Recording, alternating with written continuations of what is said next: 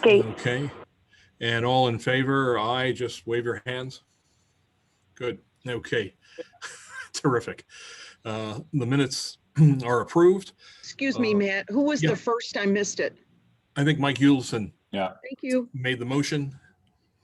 Thanks. And then we had a second. Before Kate introduces our guest from Ulster, Michael Hewelson, did you want to just bring us up to speed on CPACE funding? Oh, yeah. Thanks. So you'll remember that we had talked about the CPACE program a couple of meetings ago, a program that allows loans to be made to both public and private groups that for improvements, energy improvements to buildings. And we had passed along to President Carbone from the legislature, suggesting that the county should move ahead with it. And he had responded, I think appropriately, that, his impression and preference was that we were going to fold all our recommendations into one when we do a report, hopefully later this year. Just in some further discussions with Matt and Sue, we were talking about the time that would elapse and hoping that we might be able to get this program going, because there is no burden, either financial or in staff time to do it. It'd be pretty much just a signing off on it. So I did send a letter just today to the administration, just asking them if they could check this out. Carla and Fred, you were copied in on that. I don't know if you've had a chance to see it yet. And so maybe, it will end up as a referral. It just seemed like a good way maybe to move it along. Michael, thank you. Carla, Fred, did you want to add anything? I think Michael's approach is fundamentally sound. No, I'm very pleased with that. Thank you, Mike, for doing that. I appreciate it. Okay, good. Yeah, good, Mike. Terrific. And then just from the county standpoint, assuming it gets referred to over to DES for review, obviously we're up to speed on it. Some of the folks in finance, like Bob Franklin, is up to speed on it as well. And then bringing in, John Bringawad as well. My guess is our review will go pretty quickly, and that the benefit, is very apparent, obviously, to the community as a whole, and it's not a significant lift, really. It's just a matter of getting it set up and everyone understanding what the expectations are and the benefits. Right. Thanks, Mike. Yeah, this is all risk-free to the county, right? Yeah. Good deal. Wonderful. All right. Any other comments, thoughts? Okay. If not, I'm delighted to introduce Kate, who will introduce Amanda Laval and Europa McGovern, both from Ulster County, who will talk to us about the Ulster County plan. Thanks, Kate. Yeah, no problem. Great. Thank you. I'm coming to you from the front seat of my car, because these are the days that we live in, managing between two offices, right? The virtual and the real one. But thank you so much to Amanda and Europa today from Ulster County for joining us and for offering up their time.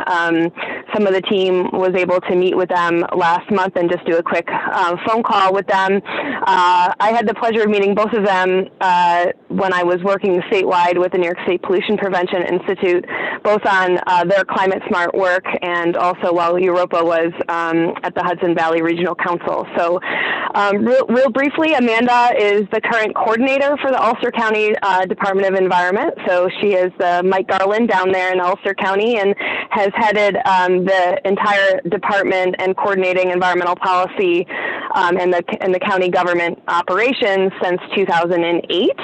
So we're happy to have her as she really champions their climate action plan. So we'll have the opportunity to both hear the presentation today and then have some time for questions and answers after. And also joining her is Europa McGovern, who is the Senior Environmental Resource Technician there. And she came on board, I think, last year at the beginning, so it's almost been a year, I think, Europa, right? previously, before that, okay. Before that, she was the Clean Energy Coordinator at the Hudson Valley Regional Council, which I mentioned, which really, in that role, she supported town governments to meet their climate smart objectives. So she has a lot of experience in this realm, and I know has been really amazing already in her year at Ulster County. So we're really, really happy to invite both of them here, and just anything that we can learn as from one county to another, lessons learned, and specifically, I know they're going to have this presentation of their process. Obviously, the counties are not exactly the same. We talked about that on the call last month, but certainly we will be able to learn a lot today. So without further ado, Amanda, I know you have your presentation that you want to share. If you want to get that going, and if you want to add anything else to your introduction, I'd love to turn it over now. Thanks, Kate. Yep, you're welcome. Well, thank you. We're excited and we hope that this can be a really great discussion. I do have a presentation. It's kind of on our climate action plan, so I'm going to run through that. I'm going to move pretty quickly, but my intent there is to get to the discussion part, because I think that will be the most fruitful for us. And certainly if anybody sees something that particularly catches your interest, I hope you'll bring that up when we're in discussion, so we can go back and maybe revisit that. But I won't be lingering on slides in any great detail. It's been a real privilege to work on this body of work and this project within our municipal government, because I truly believe there's such a firm and rich role for counties in our in-between roles between the state and our municipalities, to provide this kind of structure and guidance, and to truly lead in a way that's unique to counties and our skills and our particular technical abilities and our place in municipal government. So I'm really encouraged to hear that you're looking at how to do this and leverage this in your community. And if there's anything here, Monroe is a much bigger county than we are, so we realize that we're kind of a modest and smaller example, but we hope that there's things here that provide seeds for your process. Okay, so, and Europa is a great, I have this history for 10 plus years in the county government, but Europa has been doing this technical work with towns, with municipalities for years. So that's a great another skill set that I hope when we get into discussion, you can certainly tap her about. Okay, so now here's the part where you need Tina to share the screen with you, or Europa? I'm gonna go for it, and we're gonna cross our fingers that this all just. Okay, You there should we go. She's all set. Got it. Thanks. You got it. Okay, here And we go. away you go. All right. My day is complete. That was done without a hitch. Okay, so here's our climate action plan presentation for county government operations. So the first thing for us is, we looked at a lot of plans in our preparation and our review for this, and these can be very inspirational documents, but they can also be pretty technical and wonky. And I think for us, it was important first to ground us in a sense of place, and that is our community and what's unique here, and what are the resources that we are trying to steward for our current residents, as well as future generations who are going to rely more on these natural resources that we have here in the face of climate change. And pictures are a great way to do that. But here we're kind of speaking to the Hudson River shoreline of Ulster County, as well as our agricultural resources, the Catskill Mountains, the waters, the trail resources that people enjoy, use to interact with those natural resources, as well as the bottom right-hand corner. One of probably our largest export commodity in Ulster County is drinking water. In which about a third of the county is part of the city of New York's unfiltered drinking water supply. So the reservoir system that's part of the county there provides a very precious and valuable commodity to New York City and to 9 million people who drink the water. And again, that's very much based on the health of the ecosystem. So climate change is a major threat when it comes to that. So first is this picture kind of pulling people into why this matters. Next is, okay, what's the other side of that coin? What are we concerned about? And what are the ways maybe that we already experience that maybe folks aren't making the connections to climate change? So again, we have mountains and rivers. So we have flooding, riverine flooding. I know that's also something that's very much kind of on your radar screen as a problem in Monroe County. Our response to larger snowfall events.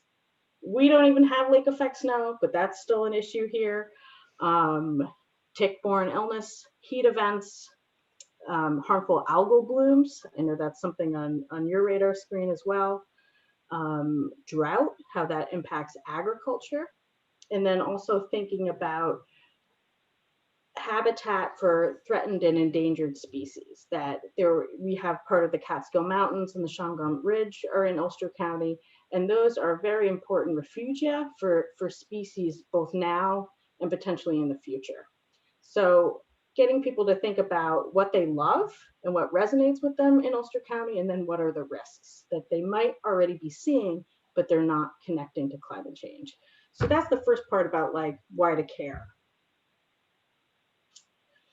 So then we also have a fairly new county executive who has a vision of a Green New Deal for Ulster County, reducing our county-wide emissions, preparing for the impacts of climate change. These are all important parts of his agenda and how he's seeing what his administration can do through the county government. You know, we've been able to mesh those things very well and kind of take maybe some more of the nuts and bolts of our climate action plan and really make it meld into his overall vision of a Green New Deal for Ulster County.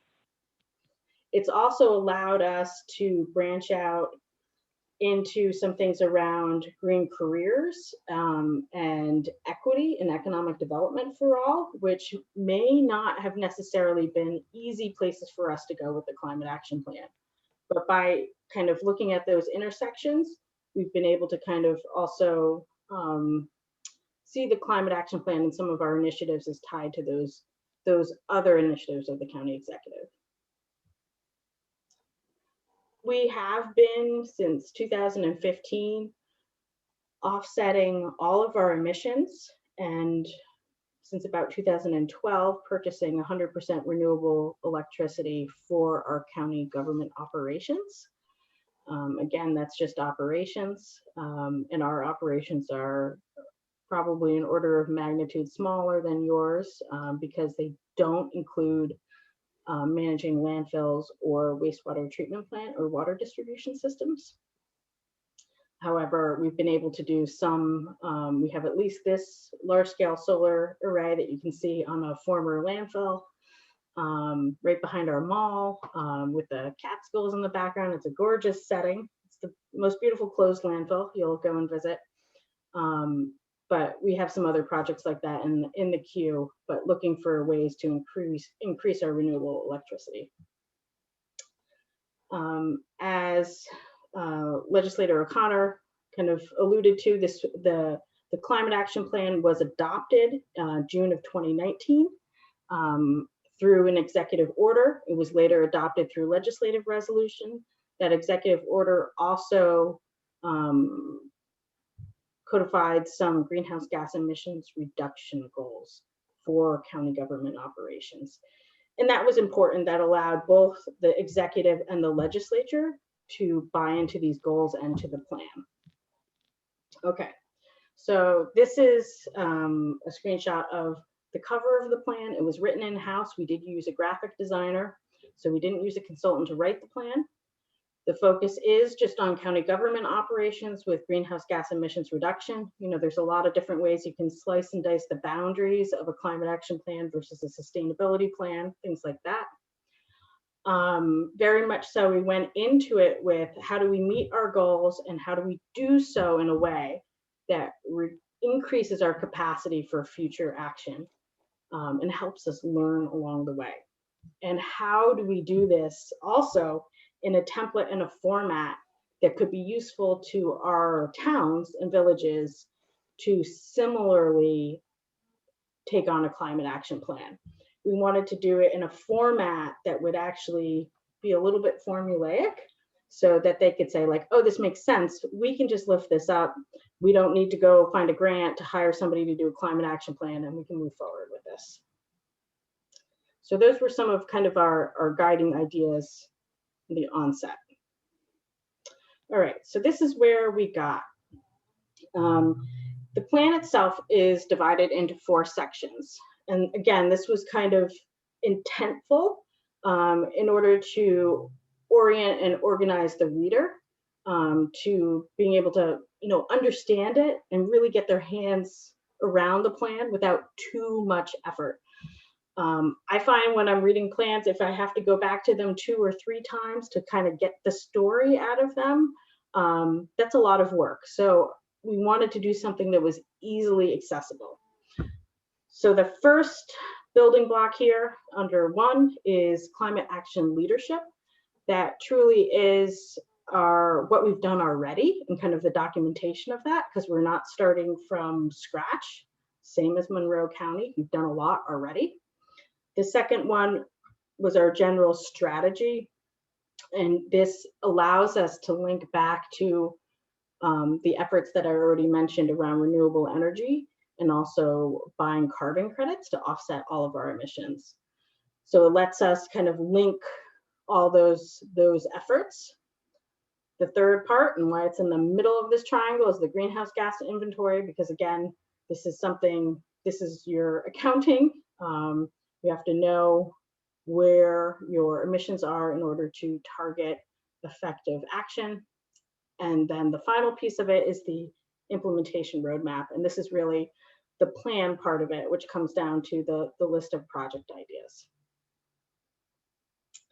Scope, again, important in trying to you know, set those boundaries for what the plan includes. Our plan is scope 1 and scope 2. It's electricity and on-site combustion with some consideration for scope 3 emissions. But again, those are really hard to quantify and sometimes harder to affect policy that's going to reduce those. Climate action leadership. So in the first section of the report, we're able to kind of recap what the administration has already done and kind of the path that has led us to this point. And that's important because, you know, it allows the leadership to be recognized and then also use that as an example as best practices for other communities.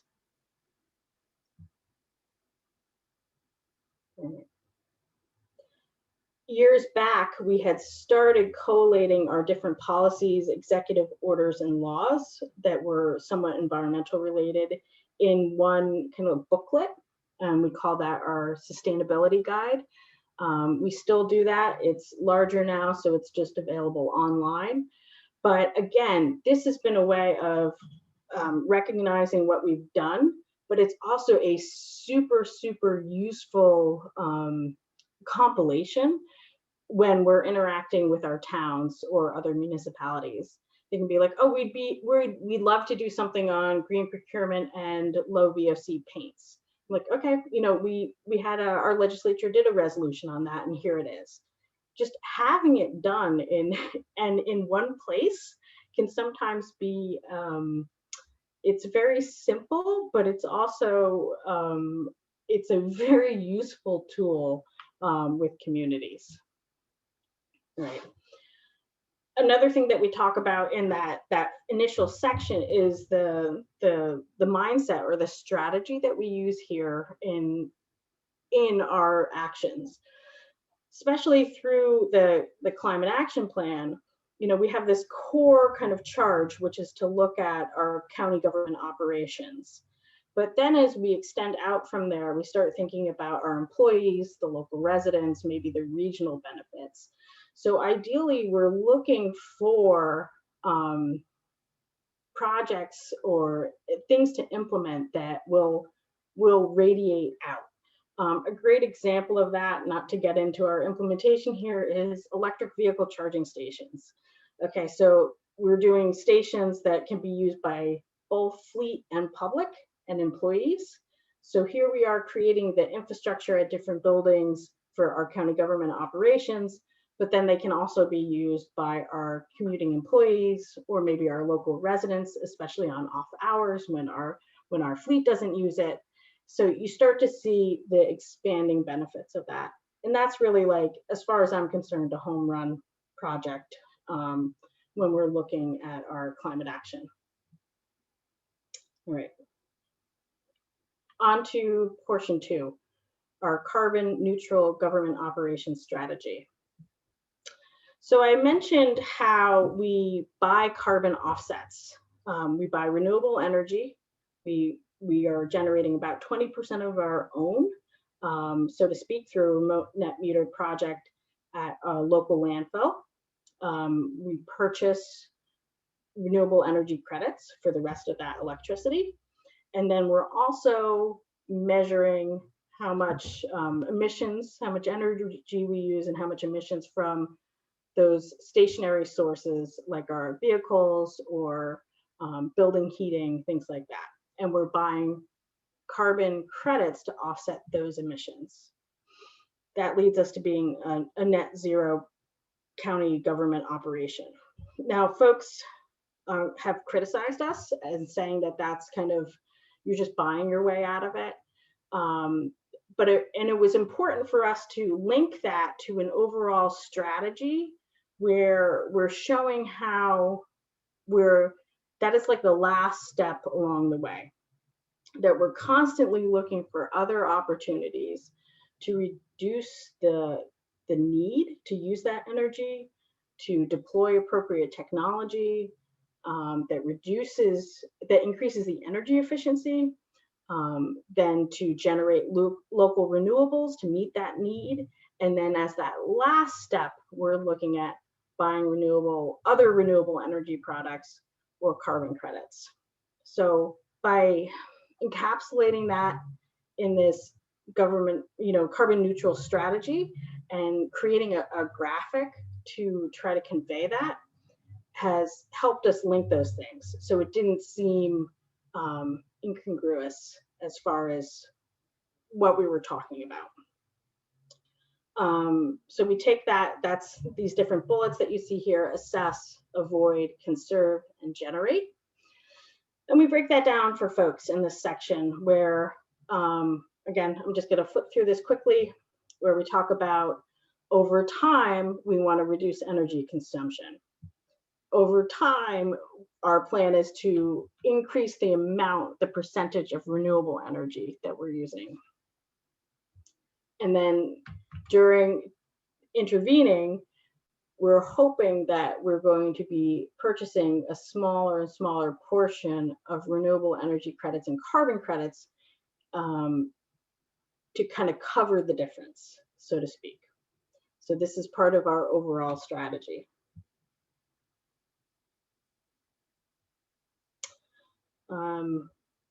I'm happy to take questions now, or I can just keep going and then we can discuss.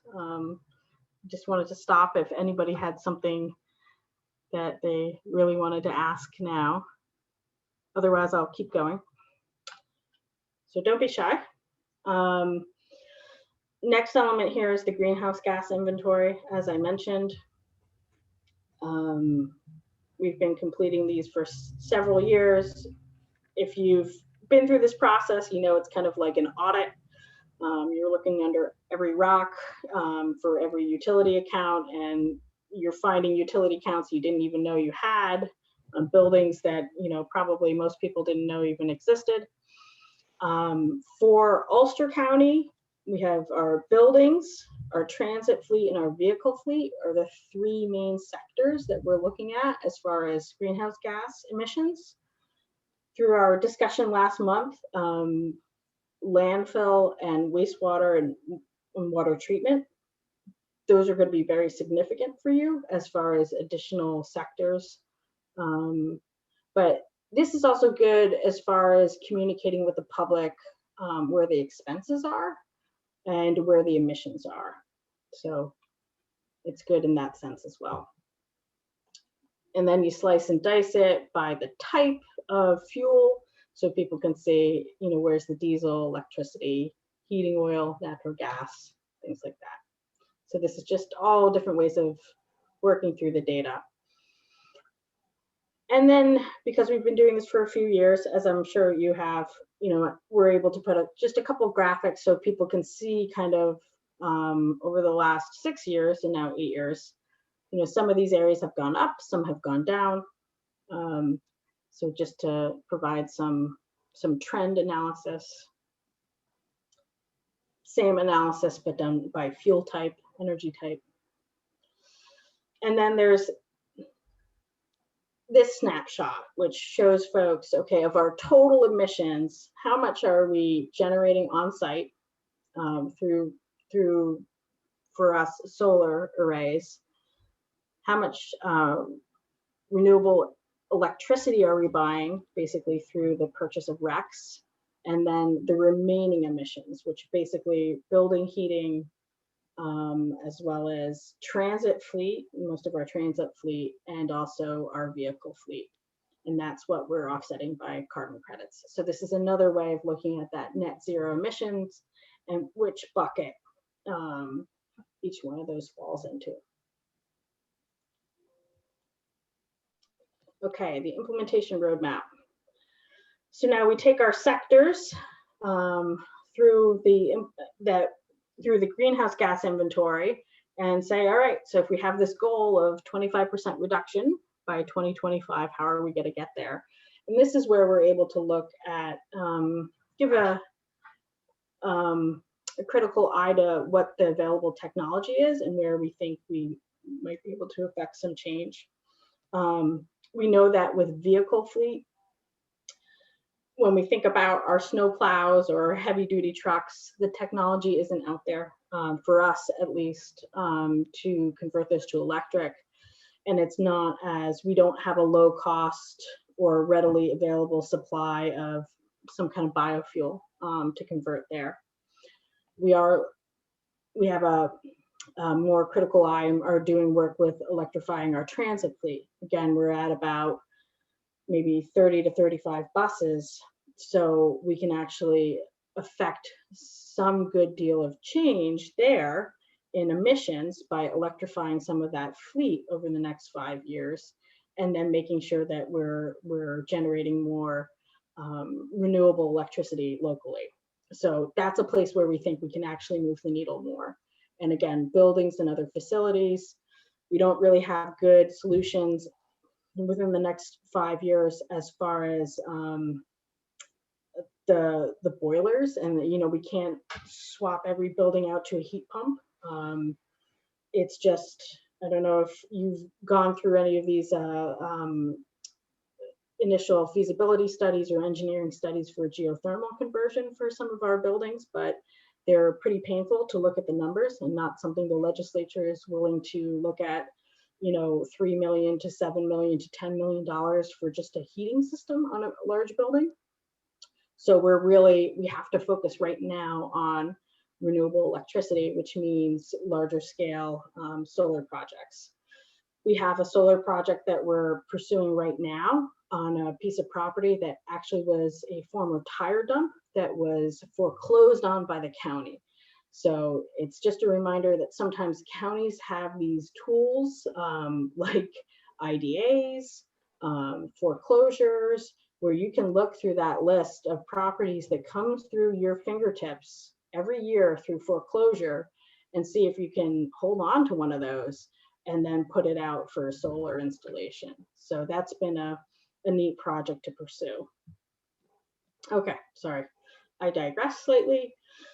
So in the implementation plan, then we go back to each one of those focus areas, buildings, vehicle fleet, transit fleet, and we apply that carbon reduction strategy that has those steps to it. So you can create a list of actions that clearly says this one is about avoiding using electricity. This one is about a way to generate electricity or, energy on the building. And this, and this one is about using more efficient technology, so that it's not just a laundry list of actions, or the building and grounds departments, God bless them because they do a lot of work, but their wish list for what to do for a parcel or a property, but saying how this fits into the overall framework for making them more efficient first, and then reducing their emissions. We keep many versions of this spreadsheet, and we also, ROPA kind of lives and dies by another one that is linked to the Climate Smart Communities Action and also the Clean Energy Communities program. So we're able to link those where they're also supporting our participation in Climate Smart. So I'm just going to throw in a couple of examples here.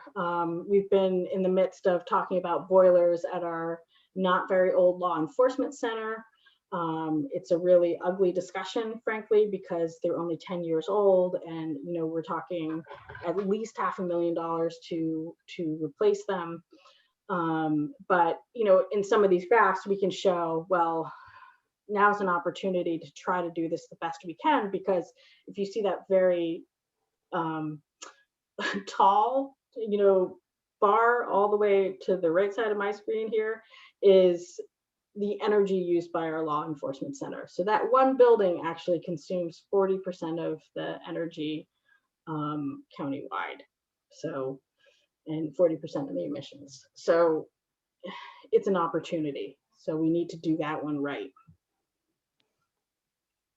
Just some examples from vehicle fleet. Again, here's our list of actions for our climate action plan. Here's how we're applying that kind of strategy to this sector. And here's a little feedback on that. We have a green fleet policy. We have to monitor and report out on all our energy use. We have a mandate to use a certain to buy what we're calling green vehicles, and there's a definition around that. So then in that annual reporting, we can tease that out and say, like, okay, the blue in here is kind of per department, the average fuel efficiency for that department's fleet. And if you see here, it goes from buses and heavy equipment, maybe around 6 miles to a gallon, to some of the like social services, which are like 20, maybe 21, 22. But then if we start tracking our green vehicles separately, you can say, oh, these are actually a lot better. It's not saving us a ton of money right now, because out of our 400 vehicles, these are only 40 vehicles. However, the trend here is that by deploying these vehicles, they are far more fuel efficient. So you can start to see some data that really does inform that. And then this is the same information, it's just done by vehicle type. Vehicle fleet, you can also start thinking about things that maybe go towards more resilience and not just operation. And those include, vehicles as battery storage, and also standalone charging systems that can provide emergency, basically, services. Transit fleet, I already spoke a little bit about this. Same general theory. Where are the opportunities? And then we keep a fourth policy focus area of policy and procedures. And this is more where you almost get into those scope 3 emissions, where you're talking about things like green procurement. Oh, and then formally scope 3 emissions. So solid waste, employee commutes, things like that. Okay, so that's the framework. And then one of the things that we had chatted about in December was you have plans to then do a community climate action plan. We're in that process too, with an intervening step of trying to do some work around resilience planning, which I've seen some great examples on transportation resilience coming out of the, I think it's your regional planning board has done multi-county transportation resilience planning. But this is, you know, we kind of have this, we're widening the scope from just government operations to the community. We're going to try to use this climate action plan as much as is kind of makes sense as a framework for this, but we see this as working with our municipalities and kind of broadening out. So then I have a couple of bullets, just thoughts in thinking about your efforts here. The structure of your organization says a lot about what your agenda is. And I know you have a formal division or department around environmental initiatives, but again, having staff or being able to have folks who focus on this work, which is by definition, like very ill suited to traditional county bureaucracy, right? Of public works, health department, planning department, how the evolution of county government in its current form is not well suited to these cross-cutting environmental problems that we have.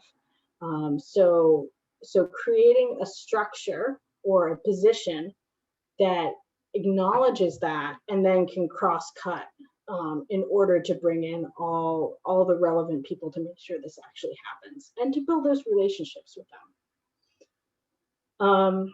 Communication is really key, beginning with the end in mind. For us, hopefully our climate action plan is very accessible and easy to pick up and understand where you are in the report. That was important to us at the onset. And so we tried to structure the report with that end in mind, hopefully successfully.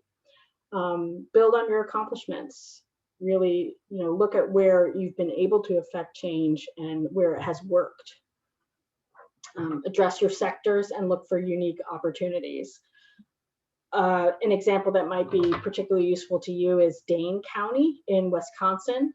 They also have a landfill, I think in a local airport, as well as wastewater and water treatment.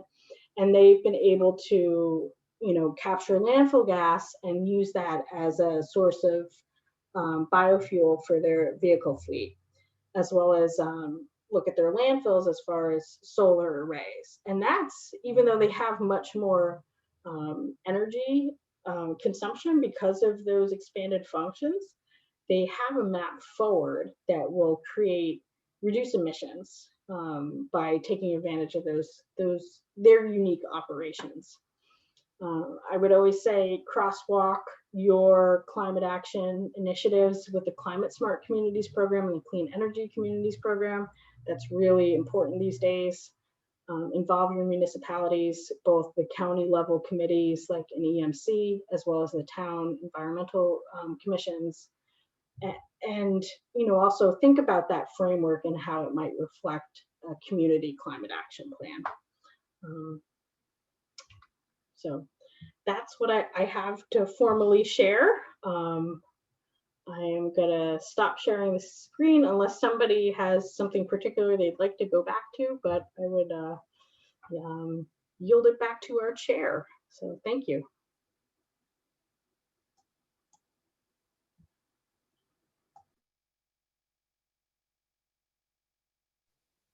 Matt, you're muted.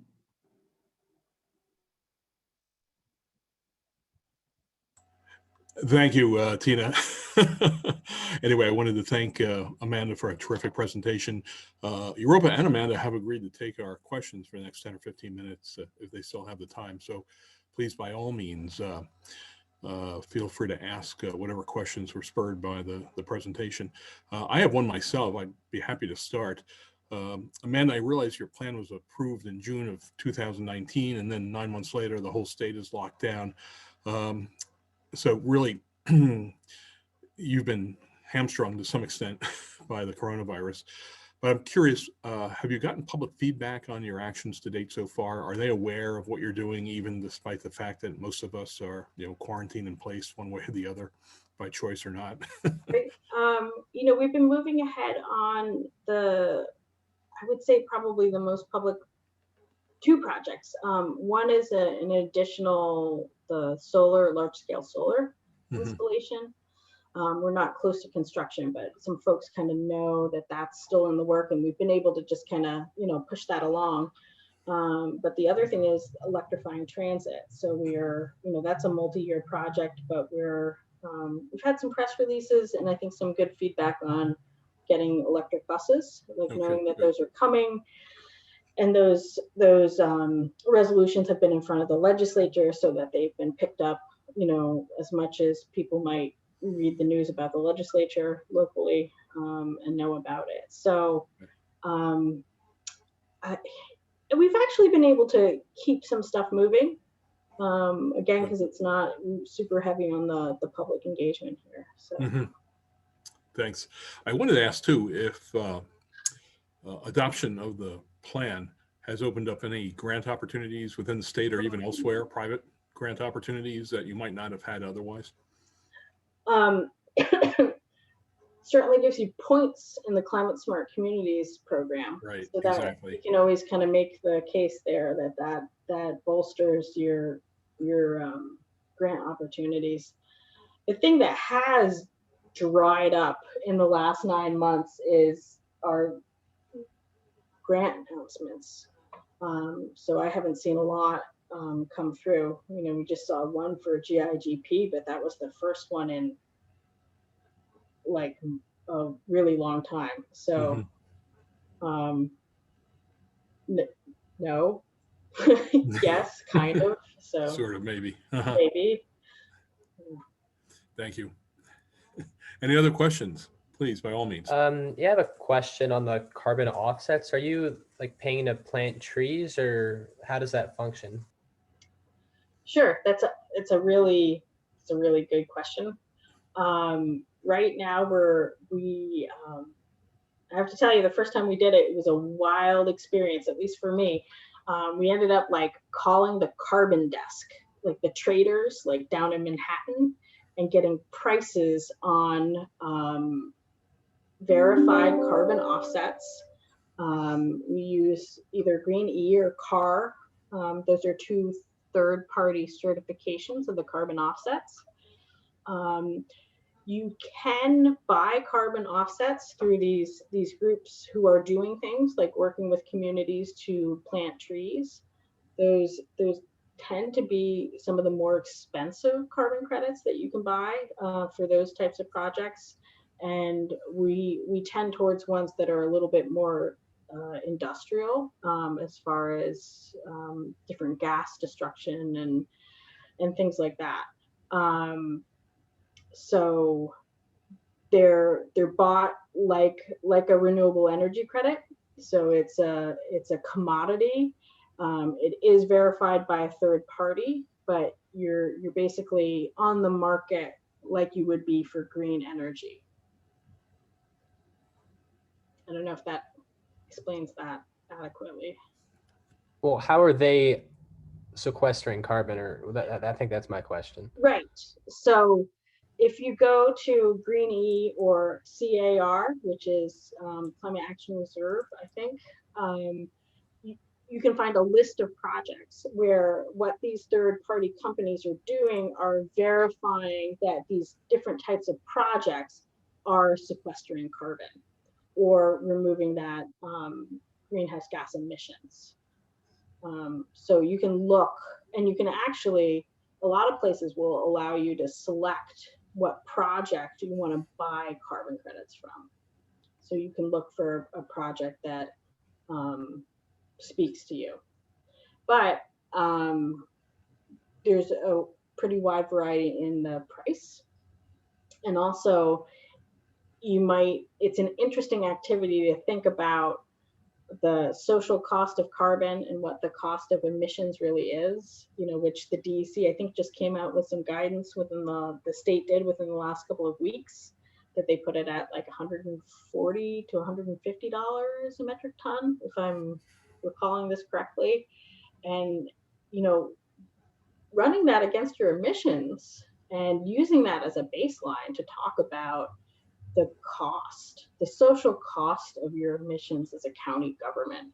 And it's a really big number. And we've played around with here, but it would be really interesting to see if someone else could make this happen. And you use that number as a way to say, well, at least 10% of that, we should be earmarking money from the county coffers, at least, 50% of that, 100% of that, towards projects that reduce our emissions in-house.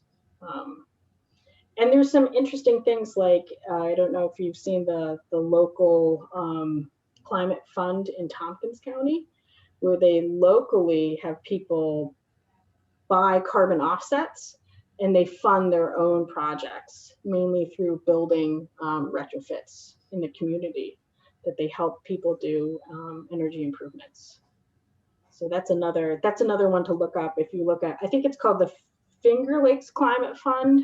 I'd have to look that up, but it's definitely worth you taking a look at.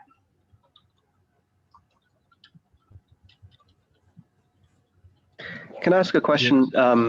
So you have transit fleet as one of your focus areas. Does the county operate that directly, or is that through a transit authority? It is as a county department, so it Okay. is not through a transit authority. Okay.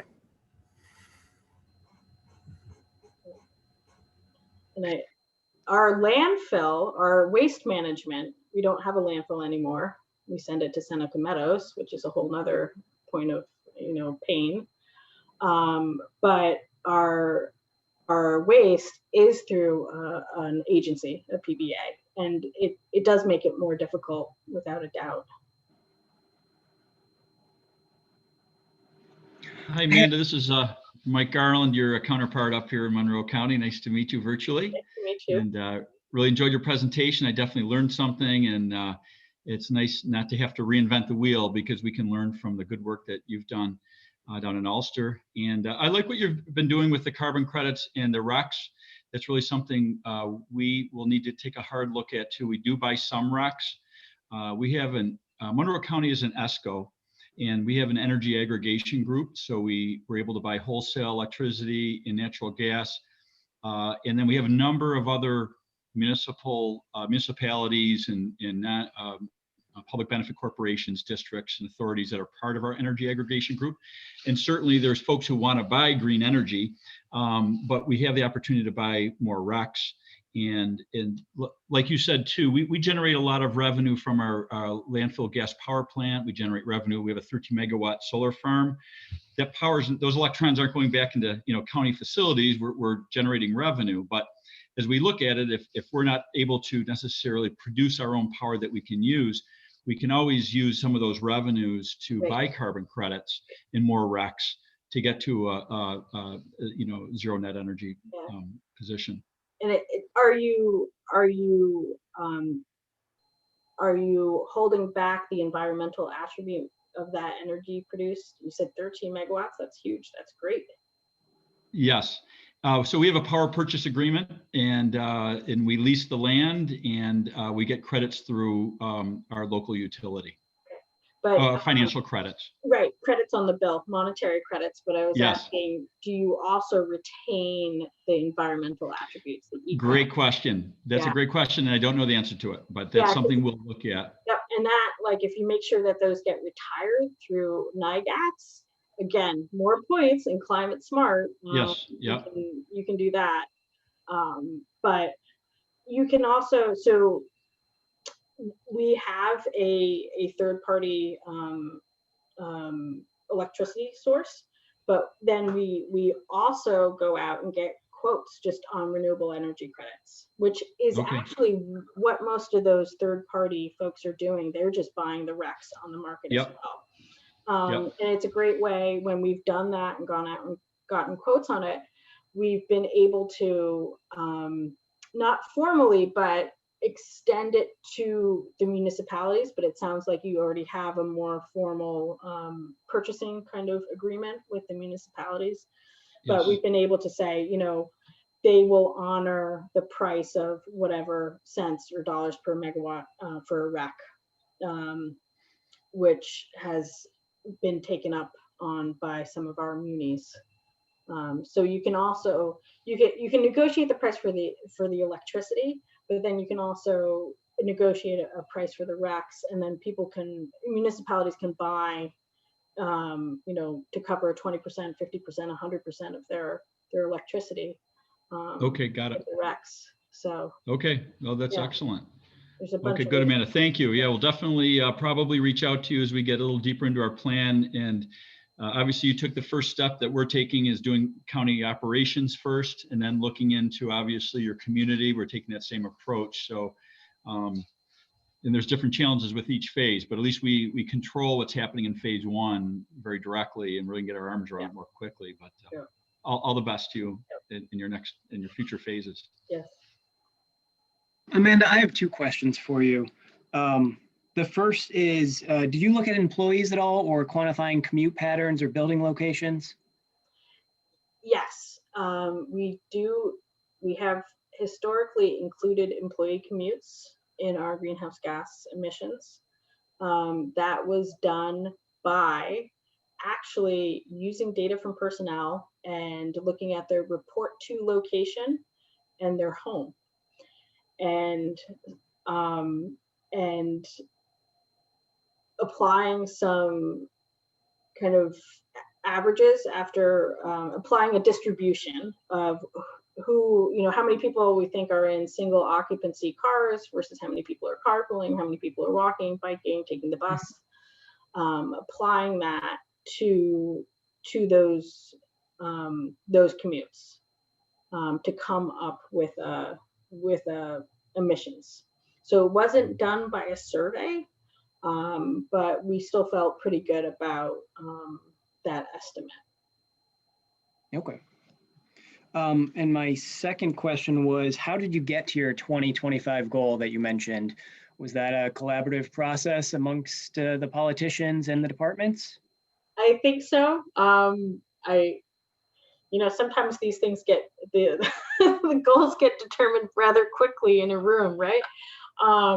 What do you think you can do? And I think we were looking at the state's goals at that point in time, which now have changed. Mm-hmm. However, we wanted to make sure we had something that was a little more near term, so that you know, that really spawned us to action. Because sometimes the 2050 goals for county government operations can be kind of you know, it's hard to make that really relate right back to, you know, immediate action. So yeah. So we were trying to mirror the state goals at the time, which have now changed. Thank you very much. Amanda, I had a chance to read through the 90-some odd pages of the plan. Are there any near-term events coming up in 2021 that could be considered significant or breakthrough? Mm-hmm. I think we'll have I think we'll have chargers for buses and potentially even an electric bus, and that's a big deal, just because the logistics and kind of the technical paces of installing even the chargers. It's a big deal, and we also should be groundbreaking on our next 2 megawatt-ish solar farm, which again, we got the property through foreclosure. So that was interesting for us. So I would say that those are probably the biggest things for 2021. Thank you. Terrific.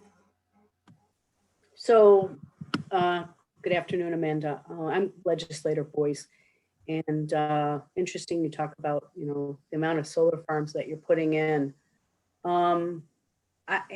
I guess I don't know how to ask this other than just say that we have communities in Monroe County that are fighting against solar farms. And to me, it seems counterintuitive.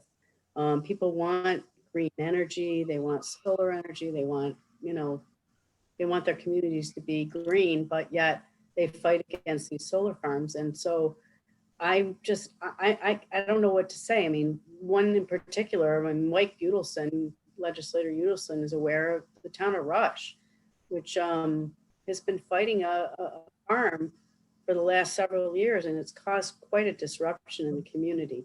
I don't think they're going to stop it, though, frankly. But I guess, how do you deal with it? How do you educate the public that, they're safe and that they shouldn't be, Right. Is it, we see all of that here in the Hudson Valley for sure. It's just, frankly, another form of NIMBYism in a lot of cases. There are some solar farms that are, I think we've seen it both ways, where it's, frankly, we have a project right now that's being built without community review because it doesn't require it, by the Department of Corrections, on floodplain prime agricultural land, right? Beautiful farm fields that historically were hayed. The Department of Corrections stopped doing that when they stopped actually growing food to feed the inmates. And now they've decided that they want to use it for solar. And it, even from the environmental community, saying that this isn't the best and highest use of this land.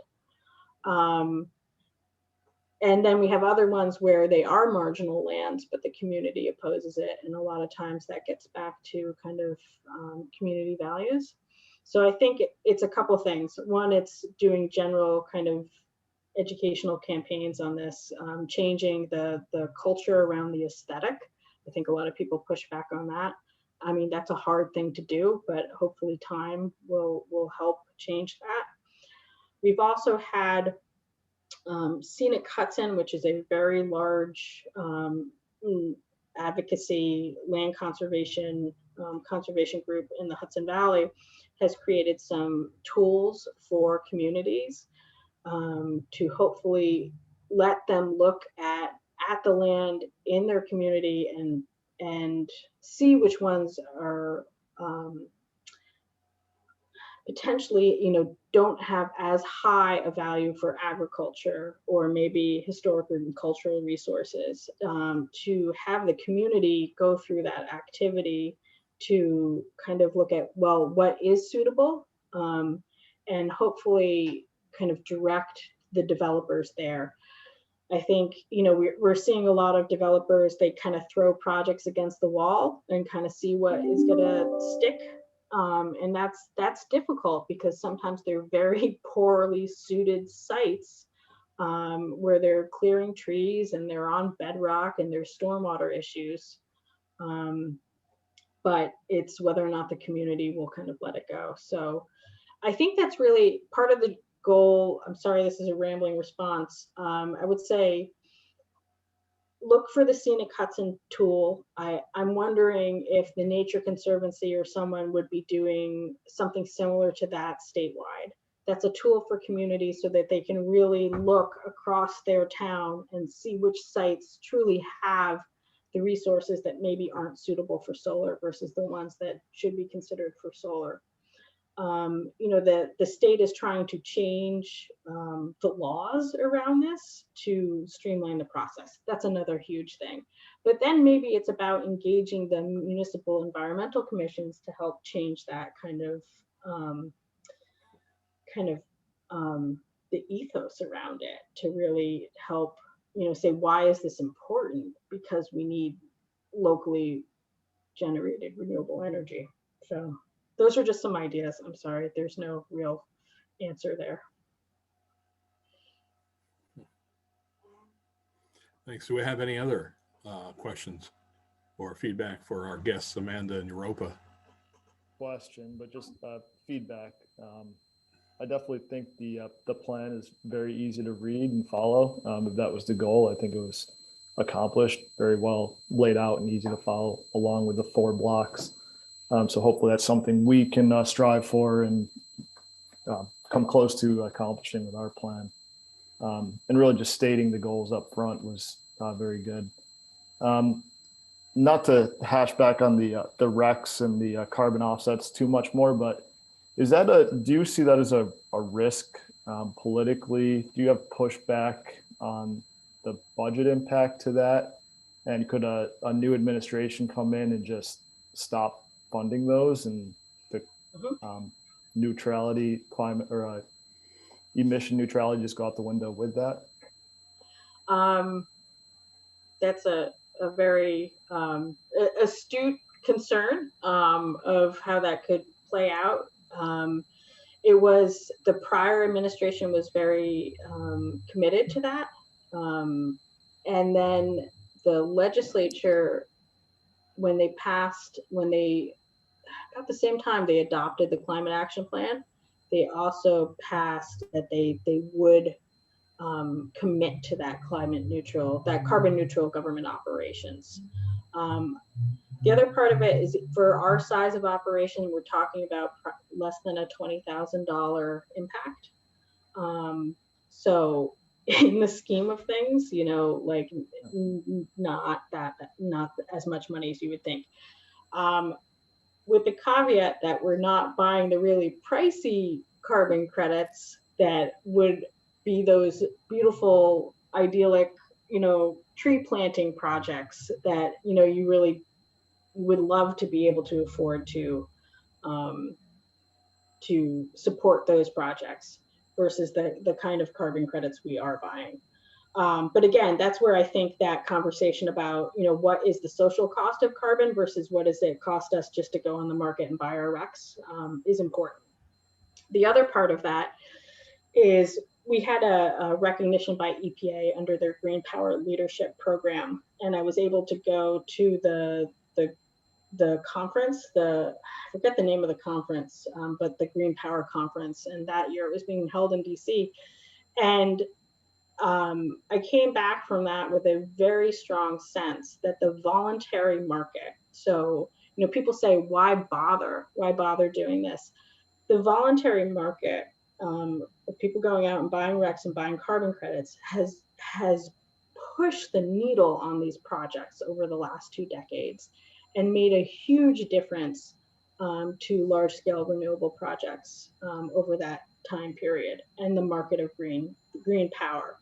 So it does make a difference. And I think we did that in a call out box in the report, like on a 1-page box, because it's hard for everyone to see the value in that. Are you just doing this so you can have a nice marketing kind of, thing, say we're carbon neutral, or is there additional value to it? So I think there is, and we tried to highlight that in the plan.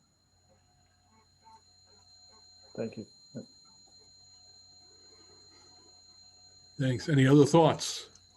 Do you have any familiarity, Amanda, or Europa, relative to tree planting initiatives? There's a lot of talk about, buying RECs and the carbon credits, and understand why that's necessary.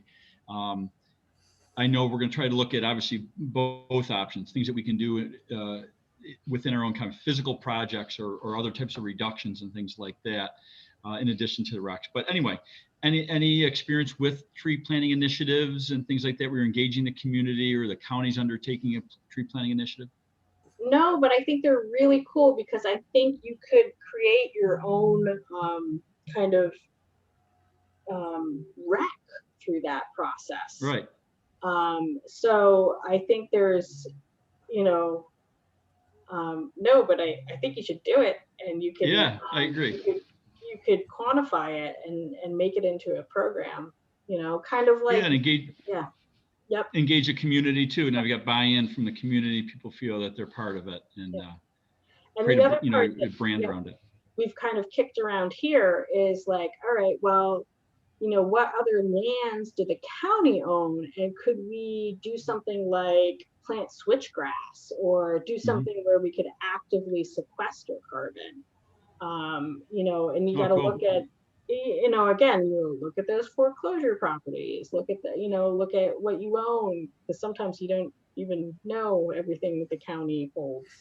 Or could we manage certain right-of-way areas differently and encourage that? You know, Right. I think that's a great exercise to go through. Okay, good. Thank you.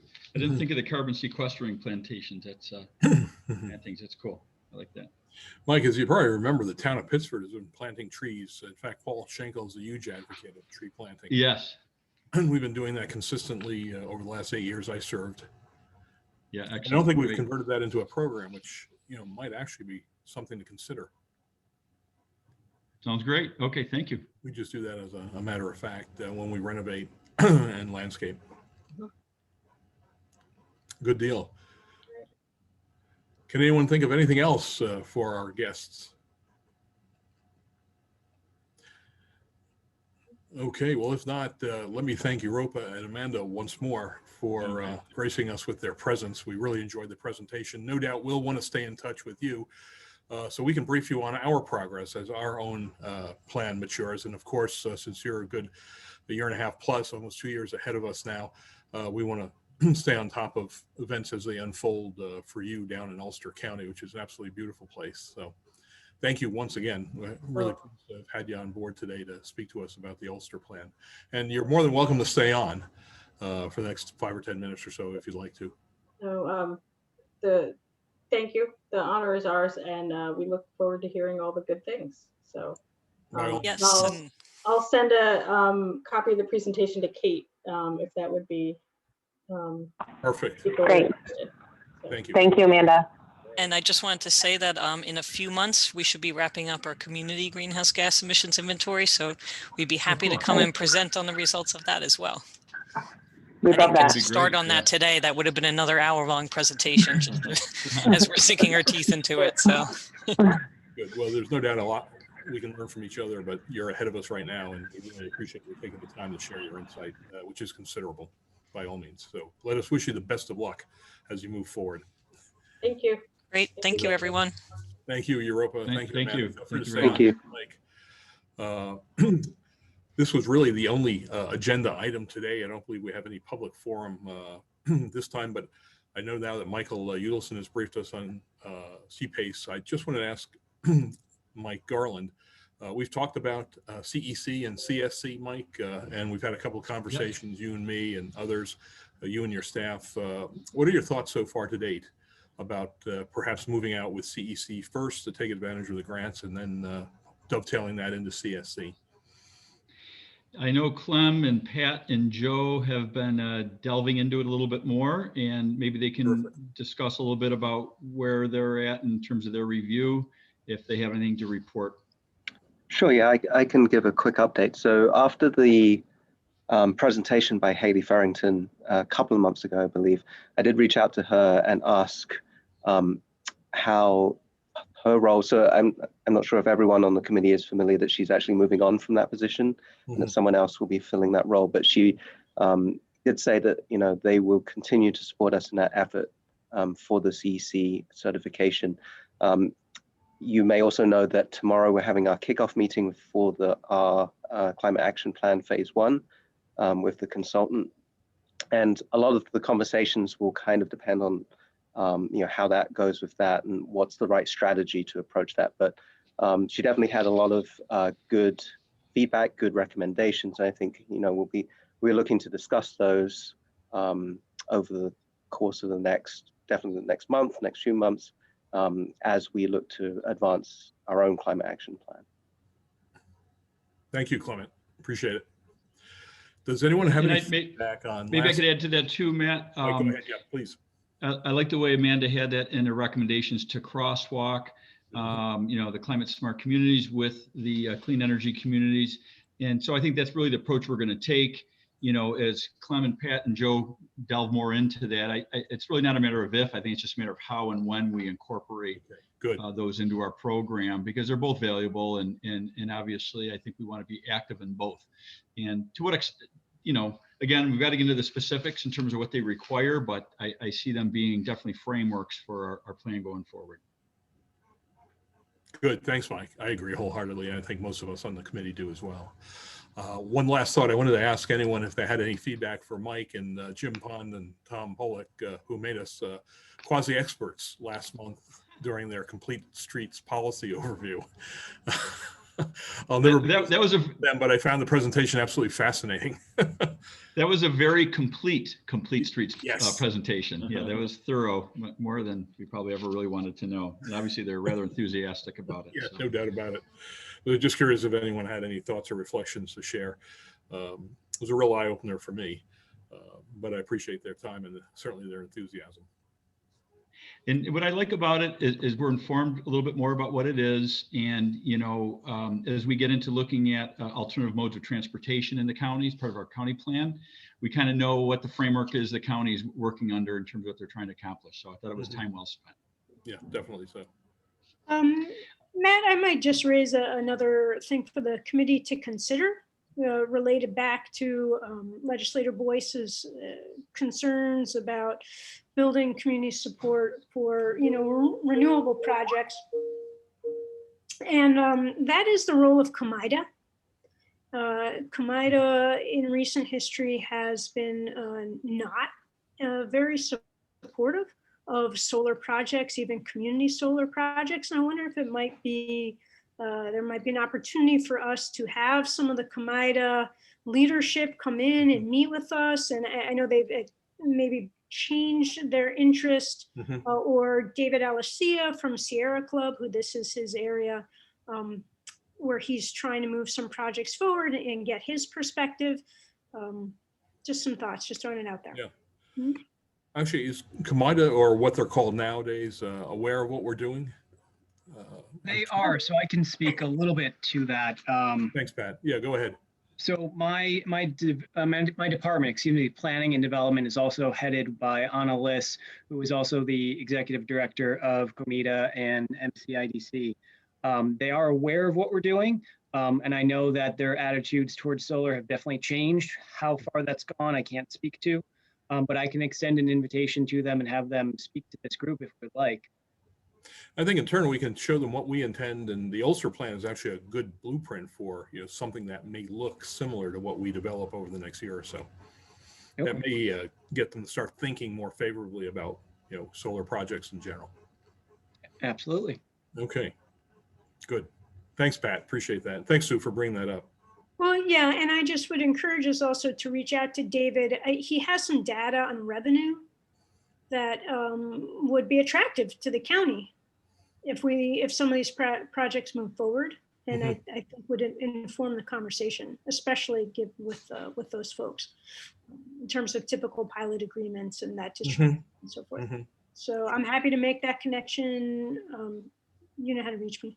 Sure. Thank you, Sue. So can I just ask a question? Because it's just, the one in Rush has been so divisive. And, I've tried to stay out of it because it really, frankly, it's not a county project. It's a state project. But it just seems like I said earlier, it seems counterintuitive to people that, claim to be environmentalists and people that want, their, whatever. I mean, you know what I'm trying to say, but I know exactly. And I don't know if you attended any of those, meetings down there. No. They were quite hostile. Yeah. I don't want to jump in. I think you were going to ask a question. No, it's just frustrating. I mean, I'm trying to stay out of it. It's very frustrating. And I think, it is NIMBYism. For sure. And I think people are afraid of change. And I think people are afraid of, property values, when you can always plant bushes around solar fields. Yeah. There are ways to deal with aesthetics. So it's a little frustrating. I know the farmers really want some of those projects because it's a source of revenue for them.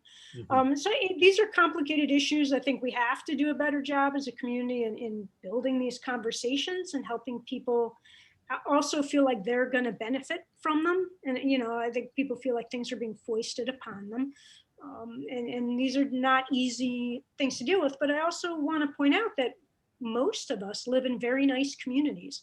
And we don't bear the burden of the pollution that we're generating by our lifestyles. And so there's a huge environmental justice component to these conversations that the white community never has. And that is, I live a privileged lifestyle. I consume a lot of energy in my house, in my driving, and I don't bear the burden of that pollution. My neighbors bear that burden on my behalf. And what we're saying now is that we need renewable energy, and we in our nice communities are going to have to accept some of the responsibility for that. And those are difficult conversations that people don't, really necessarily want to have. So I really appreciate that you're struggling with it, and we are all struggling with it. So it's definitely a challenge. And you're right. A lot of these people consider themselves environmentalists. And so the pieces just aren't connecting. Susan, to that point, I just wanted to ask your opinion. Do you think that part of that hesitancy is the disconnect between the change that's necessary? So for example, the state has some very aggressive goals in terms of reducing carbon emissions versus what people in those communities see as being, the legacy and the impact of that. I'm sure you're right, Clement. I think it's really complicated, right? Most people up here feel very cushioned from climate change, and I think all those things factor in for sure.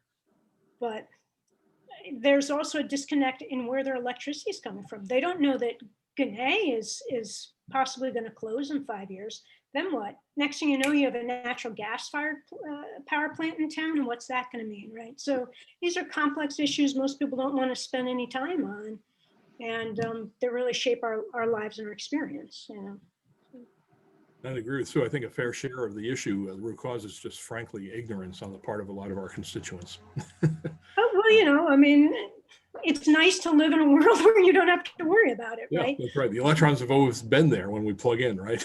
For sure. I think Carla is exactly right with the way she framed that. As far as the situation out in Rush, an area she represents, but I'm, right next door in Henrietta and have been for many years, and so run into a lot of people who are talking about that, and they have strong opinions on it. But when you try and ask them some probing questions, they don't really totally understand the project. And I think if you ask most of the people, are you concerned about climate change and willing to support measures to address that, they'll all say yes. But then when you get down to, well, what does actually have to happen, as Carla says, they don't really know. And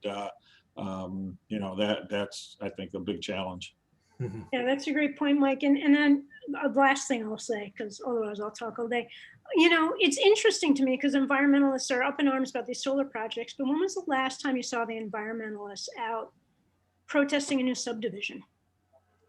And so you can take this lovely land and turn it into homes that consume all this energy, and no one seems to protest that, right? But somehow creating something like a solar field that's actually beneficial is creating all this upset. It's just, I think, a very fascinating dynamic of, just us as humans and the way we perceive things. So, anyway.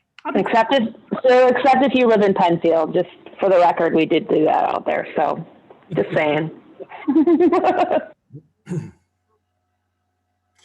All right. Good deal. Our next meeting is the first Thursday of February, which is February 4th, 3:30 to 5. We'll be putting an agenda together. If folks have ideas like Sue, please, by all means, let us know. I know Mike Garland's got one, which we'll want to pursue. By then, we'll have taken some steps with Clement and our consultant, so there may be news to report then. All that being said and done, if there is nothing else, let me entertain a motion to adjourn. So moved. And a second? I can second, Kate. Okay, thank you, Kate. Thank you, Carla. Mm-hmm. Enjoy the rest of the month. Stay warm and healthy, and we'll stay in touch. We'll meet up again on February 4th. Thanks again, everybody. All right. Happy New Year, everybody. Yep. Happy New Year, everybody. Thanks, Matt, Michael, Sue. See ya.